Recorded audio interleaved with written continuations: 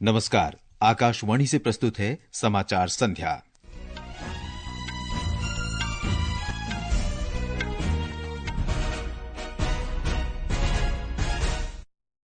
मुख्य समाचार।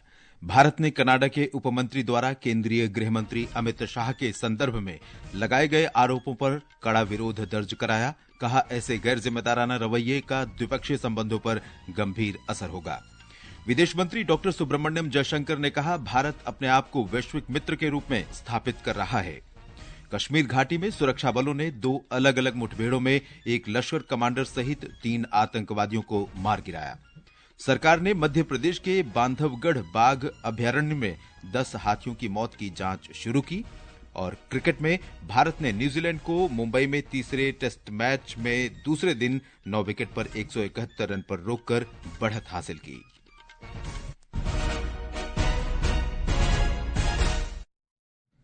समाचार संध्या के साथ मैं देवेंद्र त्रिपाठी। भारत ने कनाडा में जन संरक्षा और राष्ट्रीय सुरक्षा पर स्थायी समिति के समक्ष कनाडा के उपमंत्री डेविड मॉरिसन द्वारा केंद्रीय गृह मंत्री अमित शाह का संदर्भ लेने पर कड़ा विरोध दर्ज कराया है। विदेश मंत्रालय ने कनाडा के उच्चायोग को कल शाम तलब किया। विदेश मंत्रालय के प्रवक्ता रणधीर जायसवाल ने आज नई दिल्ली में एक संवाददाता सम्मेलन में बताया कि ओटावा में 29 अक्टूबर को स्थायी समिति की कार्यवाही के मामले में एक कूटनीतिक परिपत्र भी सौंपा गया है। कनाडा के उच्च अधिकारी भारत को बदनाम करने और अन्य देशों को प्रभावित करने की एक सुविचारित रणनीति के तहत जानबूझकर अंतर्राष्ट्रीय मीडिया को निराधार आक्षेप लीक करते हैं। यह रहस्य उद्घाटन उस दृष्टिकोण की ही पुष्टि करता है जो भारत सरकार लंबे समय से वर्तमान कनाडा सरकार के राजनीतिक एजेंडा और उसके व्यवहार के तौर तरीके के बारे में रखती रही है। इस तरह की गैर जिम्मेदाराना कार्रवाइयों से द्विपक्षीय संबंधों पर गंभीर परिणाम होंगे। भारतीय अधिकारियों की कनाडा द्वारा निगरानी पर श्री जायसवाल ने कहा कि भारतीय दूतावास के कुछ अधिकारियों को कनाडा सरकार ने हाल ही में सूचित किया था कि वे ऑडियो विजुअल निगरानी में हैं। प्रवक्ता ने कहा कि भारत ने औपचारिक तौर पर कनाडा सरकार के समक्ष इस संबंध में विरोध दर्ज कराया है, क्योंकि ये कार्रवाई कूटनीतिक और राजनयिक समझौतों का उल्लंघन है। We have formally protested to the Canadian government as we deem these actions to be a flagrant violation of relevant diplomatic and consular conventions. By citing technicalities, the Canadian government cannot justify the fact that it is indulging in harassment and intimidation. Our diplomatic and consular personnel are already functioning in an environment of extremism and violence. This action of the Canadian government aggravates the situation. Canada में दिवाली समारोह रद्द किए जाने को दुर्भाग्यपूर्ण बताते हुए प्रवक्ता ने कहा कि कनाडा में असहिष्णुता चरम पर पहुंच गई है। श्री जायसवाल ने वीजा के बारे में बताया कि भारत कनाडा में अध्ययन कर रहे विद्यार्थियों और अस्थायी कामगारों के बारे में चिंतित है। विदेश मंत्रालय ने कहा है कि डेमचोक और देप्सांग में भारत और चीन ने आपसी समझौते के अनुसार गश्त करना शुरू कर दिया है। आज शाम नई दिल्ली में मीडिया को जानकारी देते हुए मंत्रालय के प्रवक्ता ने कहा कि भारत और चीन के बीच सैनिकों की वापसी पर अंतिम चरण की सहमति 21 अक्टूबर को बनी थी। प्रवक्ता ने बताया कि दोनों देशों के विदेश मंत्रियों और अधिकारियों के बीच हुई वार्ता के आधार पर ही दोनों देशों के बीच आपसी संबंधों को मजबूत किया जाएगा। As agreed at the leaders' meeting in Kazan, relevant dialogue mechanisms at the level of foreign ministers and other officials will be utilized to stabilize and rebuild bilateral relations. We will let you know more when these mechanisms meet to deal with issues of each other's interest and concerns. भारतीय कंपनियों पर अमेरिकी प्रतिबंध के बारे में प्रवक्ता ने बताया कि सामरिक व्यापार और अप्रसार नियंत्रण के बारे में भारत में कानूनी और नियमन व्यवस्था उपलब्ध है। भारत बहुदेशीय अप्रसार निर्यात नियंत्रण व्यवस्था से संबंधित 3 समझौतों में शामिल सदस्य देश है। We are a member of 3 key multilateral non-proliferation export control regimes, the Wassenaar Arrangement, the Australia Group, and the Missile Technology Control Regime, and have been effectively implementing relevant UNSC sanctions and UNSC Resolution 1540 on non-proliferation. Our understanding is that the sanctioned transactions and companies are not in violation of Indian laws. Shri Jaiswal ने बताया कि इन सभी मुद्दों के समाधान के लिए भारत अमेरिकी अधिकारियों के संपर्क में है। प्रधानमंत्री नरेंद्र मोदी और ग्रीस के प्रधानमंत्री किरियाकोस मित्सोताकिस ने दोनों देशों के बीच रणनीतिक साझेदारी को मजबूत करने की अपनी प्रतिबद्धता दोहराई है। टेलीफोन पर बातचीत के दौरान दोनों नेताओं ने भारत, मध्य पूर्व, यूरोप आर्थिक गलियारे और पश्चिम एशिया में विकास सहित विभिन्न क्षेत्रीय और वैश्विक मुद्दों पर चर्चा की। उन्होंने व्यापार, रक्षा, शिपिंग और कनेक्टिविटी सहित द्विपक्षीय सहयोग के कई क्षेत्रों में प्रगति की समीक्षा की। ये समाचार हमारी वेबसाइट www.newsonair.gov.in और हमारे news on AIR mobile app पर भी उपलब्ध हैं। समाचार संध्या में आपका फिर स्वागत है। विदेश मंत्री डॉक्टर सुब्रमण्यम जयशंकर ने कहा है कि भारत अपने आप को वैश्विक मित्र के रूप में स्थापित कर रहा है।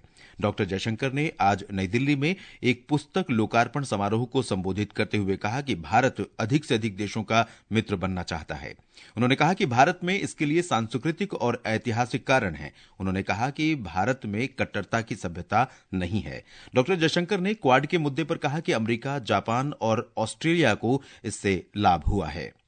US, Japan and Australia have benefited from the Quad. They are actually examples of overcoming the hesitations of history. UAE and Israel are from a region that is being engaged comprehensively. Russia and France are actually statements of multipolarity, ours as much as theirs. Doctor Jaishankar ने कहा कि भागीदारों का मूल्यांकन करने के लिए संप्रभुता और क्षेत्रीय अखंडता जैसे संवेदनशील मुद्दे हमेशा होते हैं। उन्होंने कहा कि सभी मित्र एक जैसे नहीं होते। What is freedom for one can apparently become interference from the other. The fact is that sensitivities like sovereignty and territorial integrity will always be a factor in evaluating partners. विदेश मंत्री कल से ऑस्ट्रेलिया और Singapore की 6 दिन की यात्रा पर रहेंगे। इस दौरान विदेश मंत्री ब्रिस्बेन जाएंगे और ऑस्ट्रेलिया में भारत के चौथे वाणिज्य दूतावास का उद्घाटन करेंगे। वे कैनबरा में ऑस्ट्रेलिया की विदेश मंत्री पेन्नी वोंग के साथ विदेश मंत्री स्तरीय रूपरेखा संवाद की 15वीं बैठक की सह अध्यक्षता करेंगे। विदेश मंत्री ऑस्ट्रेलिया के संसद भवन में दूसरे रायसीना डाउन अंडर के उद्घाटन सत्र को भी संबोधित करेंगे। यात्रा के दूसरे चरण में डॉक्टर जयशंकर 8 नवंबर को सिंगापुर जाएंगे। भारत की 4 दिवसीय यात्रा पर आए थाईलैंड की विदेश मंत्री मैरिस सांग्याप पोंगसा ने आज नई दिल्ली में विदेश मंत्री डॉक्टर सुब्रमण्यम जयशंकर से मुलाकात की। डॉक्टर जयशंकर ने एक सोशल मीडिया पोस्ट में कहा कि रॉयल कथिना समारोह के लिए थाईलैंड के विदेश मंत्री की यात्रा दोनों देशों के बीच लंबे समय से चले आ रहे ऐतिहासिक और सांस्कृतिक संबंधों का उदाहरण है। उन्होंने भारत थाईलैंड संबंधों और बहुपक्षीय सहयोग तथा क्षेत्रीय विकास पर भी चर्चा की। श्री संग्याप पोंगसा गुरुवार को नई दिल्ली पहुंचे थे।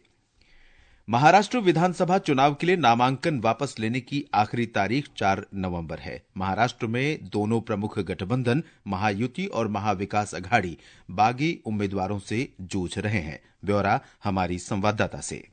राज्य भर में जहां एक तरफ पाड़वा का उत्सव मनाया जा रहा है, वहीं दोनों महायुति और महाविकास आघाड़ी के कई नेता बागी उम्मीदवारों को मनाने में लगे हैं। खबरों के मुताबिक महायुति के करीब 36 और महाविकास आघाड़ी के 26 उम्मीदवार बागी हो गए हैं। महायुति के उम्मीदवारों ने मोर्शी, अष्टी, श्रीरामपुर, दिंडोरी, देवड़ाली, अणुशक्ति नगर और मानखुर्द से एक दूसरे के खिलाफ नामांकन दाखिल किए हैं। दूसरी ओर महाविकास आघाड़ी के उम्मीदवार परांडा, पंढरपुर, दिग्रस, धारावी, मानखुर्द, सोलापुर शहर मध्य, सांगोला और लोहा विधानसभा क्षेत्र में एक दूसरे के खिलाफ मैदान में उतर पड़े हैं। अब ऐसा लग रहा है कि इन सीटों की ही नहीं बल्कि दोनों गठबंधनों में सीट बंटवारे की स्थिति सोमवार के बाद ही स्पष्ट हो पाएगी। प्रार्थना के साथ अंकिता आप्टे, आकाशवाणी समाचार, मुंबई। उधर झारखंड विधानसभा चुनाव में पूर्व मुख्यमंत्री चंपई सोरेन सरायकेला सीट से चुनाव लड़ रहे हैं। हमारे संवाददाता ने बताया है कि इस बार इस संसदीय क्षेत्र का राजनीतिक परिदृश्य पिछले चुनावों से काफी अलग है। पूर्व मुख्यमंत्री चंपई सोरेन सरायकेला सीट से 6 बार झारखंड मुक्ति मोर्चा के टिकट पर चुनाव जीत चुके हैं, लेकिन इस बार वे बीजेपी के उम्मीदवार हैं। गौरतलब है कि मुख्यमंत्री के पद से इस्तीफा देने के बाद चंपई सोरेन ने झारखंड मुक्ति मोर्चा से भी इस्तीफा दे दिया और वे बीजेपी में शामिल हो गए। दूसरी ओर झारखंड मुक्ति मोर्चा ने गणेश महाली को यहां से उम्मीदवार बनाया है। 2019 में हुए विधानसभा चुनाव में चंपई सोरेन और गणेश महाली आमने सामने थे, लेकिन दोनों का दल अलग अलग था। हालांकि इस विधानसभा क्षेत्र से 13 उम्मीदवार चुनाव मैदान में हैं, लेकिन मुख्य मुकाबला भाजपा के चंपई सोरेन और जेएमएम के गणेश महाली के बीच है। बीएसपी के रविंद्र उरांव इस चुनाव में अपनी पहचान बनाने में जुटे हुए हैं। चुनाव प्रचार के दौरान एनडीए और इंडिया ब्लॉक के नेताओं के बीच बांग्लादेशी और रोहिंग्या घुसपैठ को लेकर आरोप प्रत्यारोप का दौर जारी है। आकाशवाणी समाचार के लिए कृष्ण कुमार लाल।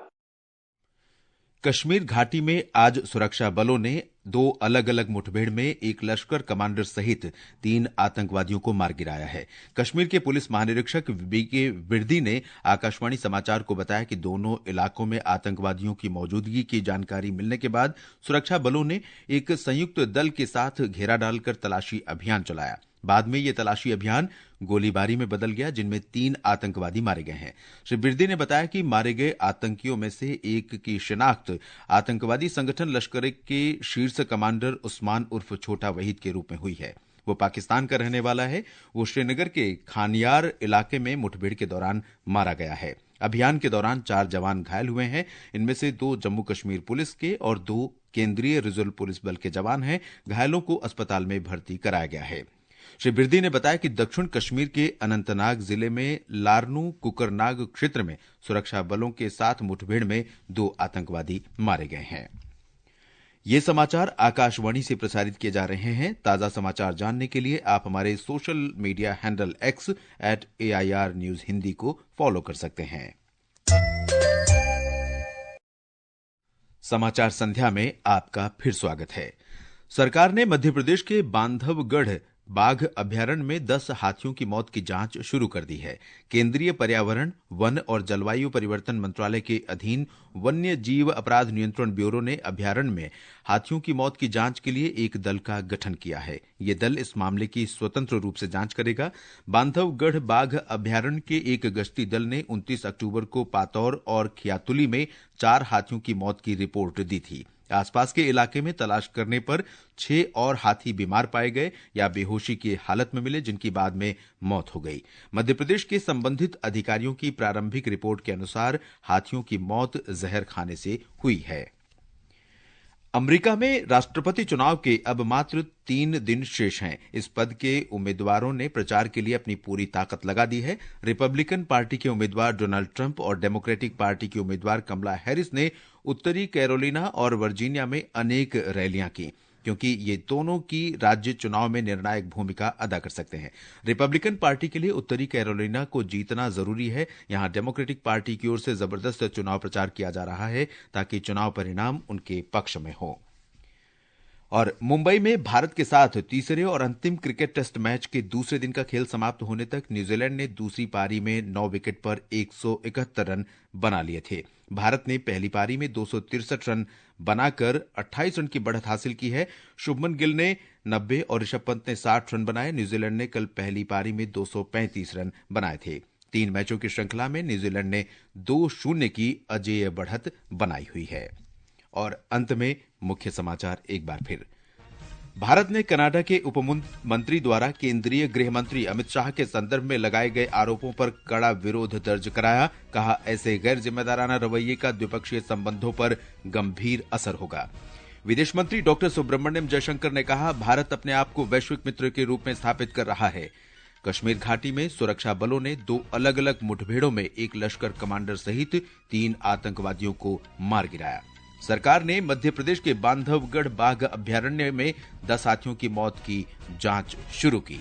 और क्रिकेट में भारत ने न्यूजीलैंड को मुंबई में तीसरे टेस्ट मैच के दूसरे दिन 9 विकेट पर 171 रन पर रोककर बढ़त हासिल की। इसके साथ ही समाचार संध्या का ये अंक समाप्त हुआ। नमस्कार।